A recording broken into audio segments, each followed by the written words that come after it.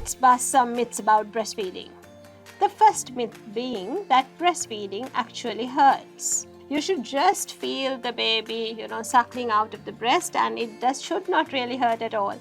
But for some women, they do say it hurts, and this is because the technique is not right. So there is actually a part of the breast, what we call the areola, which should be inside the mouth of the baby. So the hurting or the pain would come if the baby accidentally suckles on the nipple instead of the areola. Baby formula is just as good as breast milk for infants.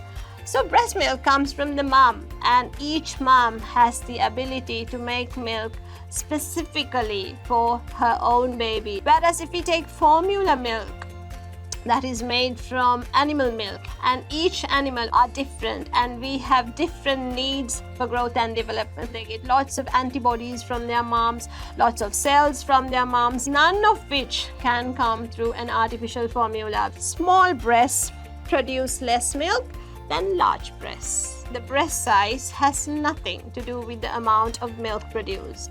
The breast size and the breast shape is actually due to the amount of fat inside the breast.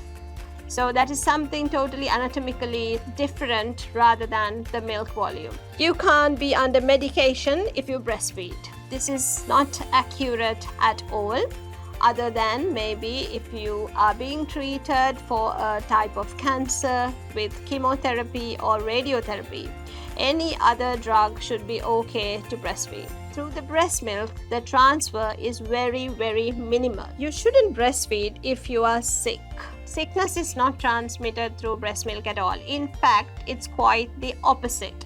When the mom is sick, she makes antibodies, and these antibodies are actually transmitted through the breast milk to the baby, actually giving the baby immunity. So it is better for the baby that the mom breastfeeds the baby. After breastfeeding, your breasts will never go back to how they used to look.